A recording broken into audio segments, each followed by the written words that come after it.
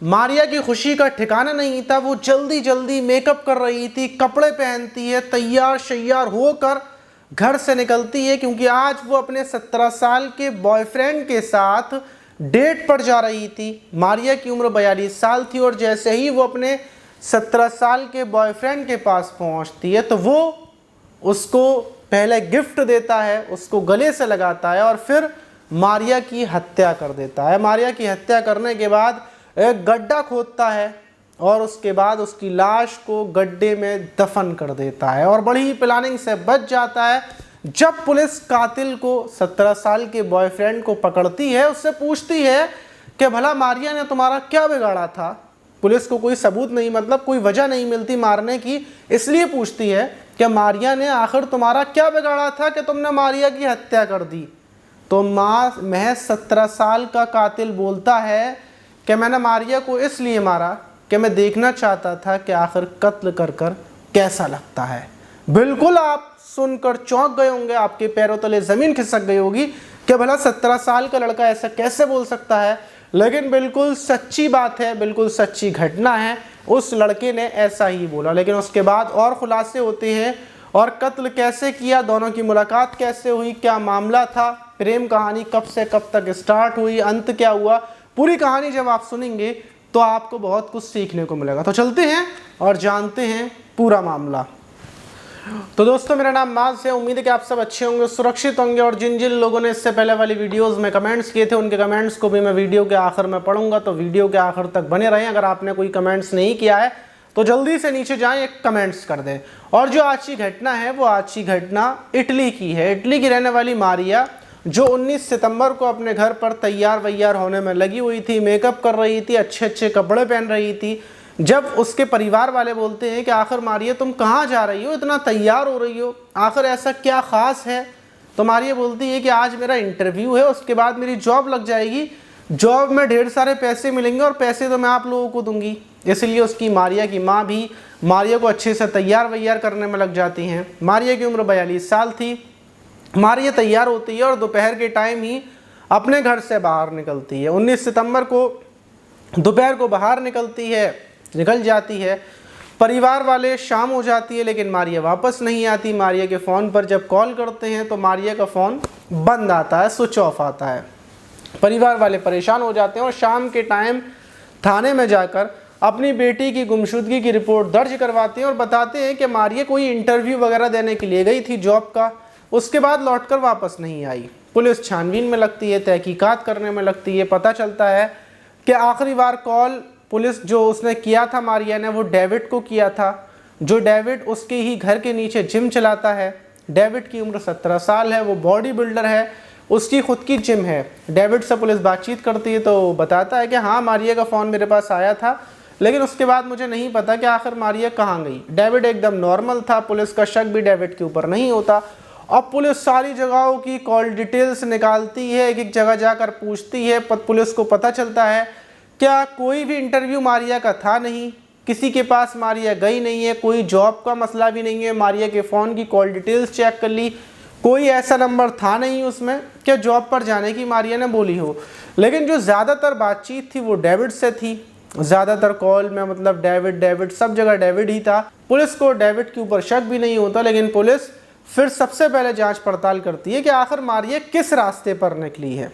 इसलिए पुलिस घर के बाहर सीसीटीवी कैमरास को चेक करती है, इलाके के कैमरों को चेक करना शुरू करती है।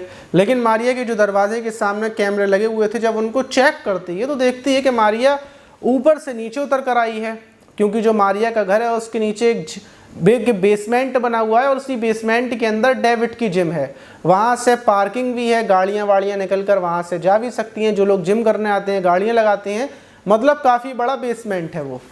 तो मारिया घर से नीचे उतर कर आई है और वो सीधी पार्किंग की तरफ चली गई है। अब पुलिस घंटों तक देखती है कि शायद अब मारिया बाहर आए, लेकिन घंटों की रिकॉर्डिंग के बाद भी कोई बाहर नहीं आता। बाहर आता है तो डेविड आता है और फिर दोबारा से शाम के टाइम डेविड कार लेकर तो बाहर निकला ही था और शाम के टाइम फिर कार लेकर चला जाता है। कार में सिर्फ अकेला डेविड था, कोई और था नहीं। पुलिस हैरान हो जाती है और पुलिस फिर डेविड का जो नीचे जो जिम थी वहाँ पर पहुँचती है मारिया को ढूंढने के लिए, क्योंकि मारिया उस बेसमेंट से बाहर नहीं निकली। वहीं पूरा बेसमेंट जब पुलिस देखती है तो एक जगह पर फर्श पर पुलिस को कुछ खून के निशान मिलते हैं। खून के निशान देखते ही पुलिस को शक हो जाता है और जो वहाँ पर जो डंबल होते हैं, जिम वाले डंबल, उस पर भी खून के निशान थे। पुलिस ने मतलब जांच की थी क्योंकि पूरा शक नीचे ही था, बेसमेंट में मारिया नीचे से गायब हुई है।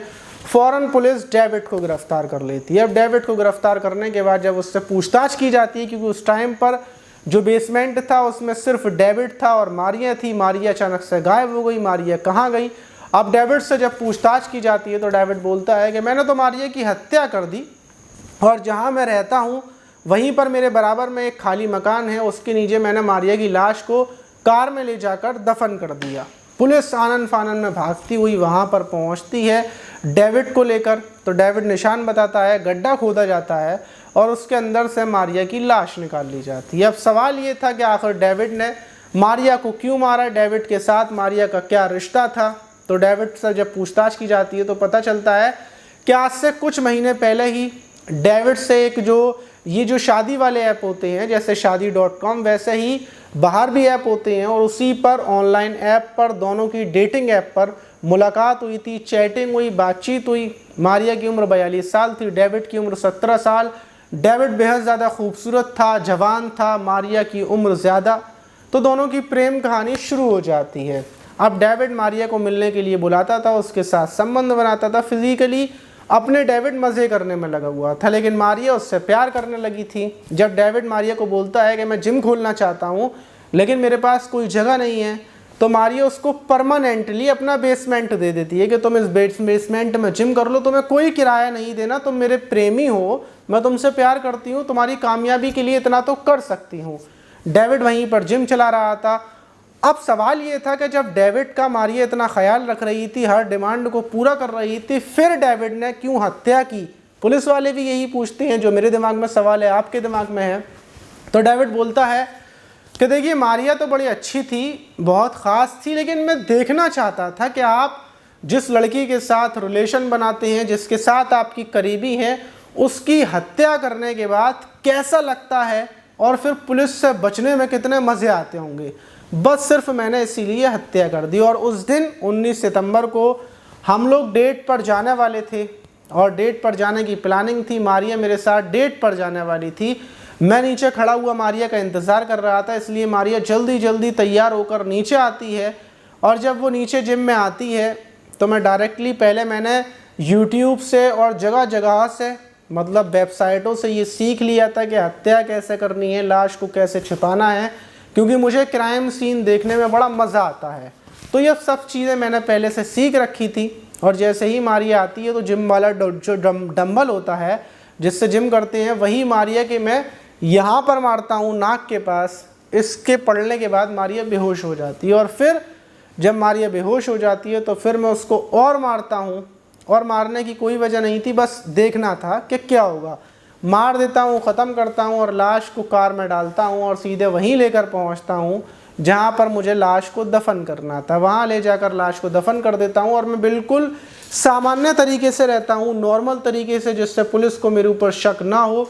मैंने कत्ल करने की हर चीज़ सीख ली थी, लेकिन उसके बावजूद पुलिस ने मुझे पकड़ लिया। पुलिस को यकीन नहीं होता, वही हो सकता है कोई और वजह हो। वहीं पुलिस जब उसकी फ़ोन को चेक करती है, उसका ब्राउज़र चेक करती है, यूट्यूब चेक करती है, सारी जगहें चेक करती है, तो पता यही चलता है कि इसने सिर्फ कत्ल इसलिए किया है कि ये देखना चाहता था, क्योंकि उस पर भी कत्ल करने की चीज़ें और आखिर कत्ल कर कर कैसा लगता है ये सब कुछ था।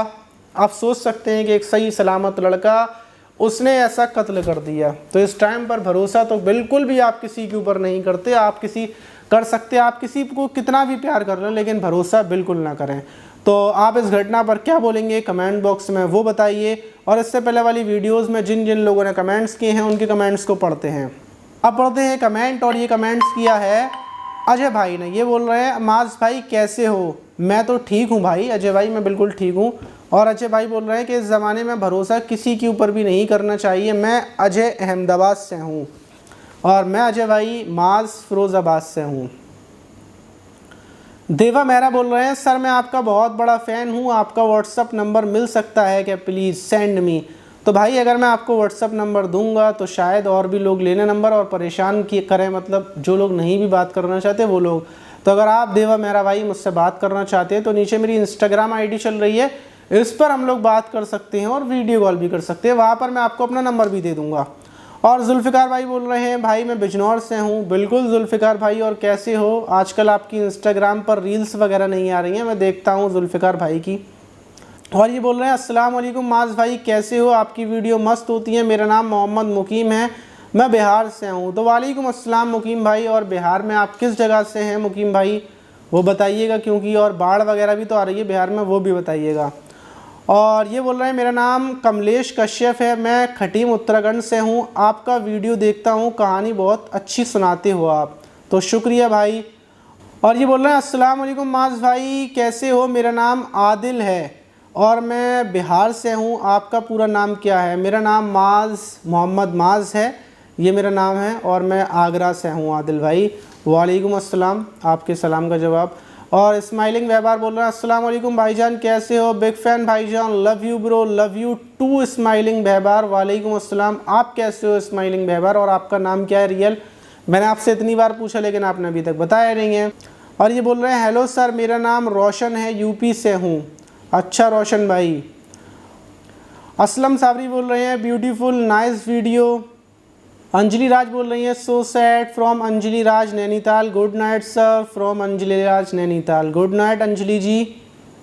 और ये बोल रहे हैं माज भाई मेरा नाम क्यों नहीं लेते हो? मेरा नाम लिया करो, मेरा नाम मुकेश है, मैं नागपुर से हूँ। अच्छा कहाँ मुकेश भाई, ठीक है ले लिया मैंने आपका नाम। रमेश कुमार बोल रहे हैं माज भाई ऐसा बहुत होता है कि लड़का लड़की शादी से पहले एक दूसरे के साथ संबंध बनाते हैं और उसका परिणाम ये होता है कि रिश्ता टूट जाता है। बिल्कुल सही कहा रमेश भाई, रमेश कुमार चंडीगढ़ से। बिल्कुल रमेश भाई आपकी बात बिल्कुल सही है, इसीलिए लड़का लड़की को शादी से पहले एक दूसरे से नहीं मिलना चाहिए। और ज़िला गोरखपुर खंजान से हैं, कैसे हो भाई जी आप? इनका नाम है विनय सागर। बिल्कुल सही भाई, मैं बिल्कुल ठीक हूँ, आप बताइए आप कैसे हो? और ये बोल रही है मैं पूनम हूँ चंडीगढ़ से। और डायनामो बोल रहे हैं हेलो माज ब्रो, कैसे हो? मैं बिल्कुल ठीक हूँ। और ये बोल रहे हैं मोहम्मद नूरुल्लाह, वाह माज भाई आज आपकी ज़ुबान से बहुत अच्छा सबक मिला है मुझे। सही कहा आपने कि माँ बाप के साथ ही ज़िंदगी भर रहना चाहिए, माँ बाप से अलग नहीं रहना चाहिए। बिल्कुल सही। और मेरा मन होता है कि आप लोग सीखते रहें, कुछ मैं बताऊँ कुछ मुझे आप लोग बताएं, एक दूसरे से सीखते रहें, और दुनिया में जो क्राइम हो रहे हैं उन क्राइम से हम लोग बचे रहें और सुकून से अपनी ज़िंदगी गुजारें। आप आज की घटना पर क्या बोलना चाहेंगे? और अगर आप चाहते हो कि मैं आपकी कोई पसंदीदा घटना सुनाऊं तो आप लोग बता सकते हैं कि मतलब मैं कोई वो घटना सुनाऊं, वहाँ की घटना बताऊं, तो आप लोग मुझे एडवाइस भी दे सकते हैं, बता सकते हैं। कोई कमी मेरे अंदर नज़र आए तो आप बता सकते हैं, क्योंकि हम लोग एक दूसरे के साथ हैं, एक दूसरे के भाई हैं, तो ऐसा हो सकता है। मिलते हैं किसी और वीडियो में, अपना ख्याल रखें, अपने परिवार का ख्याल रखें, सुरक्षित रहें, सावधान रहें।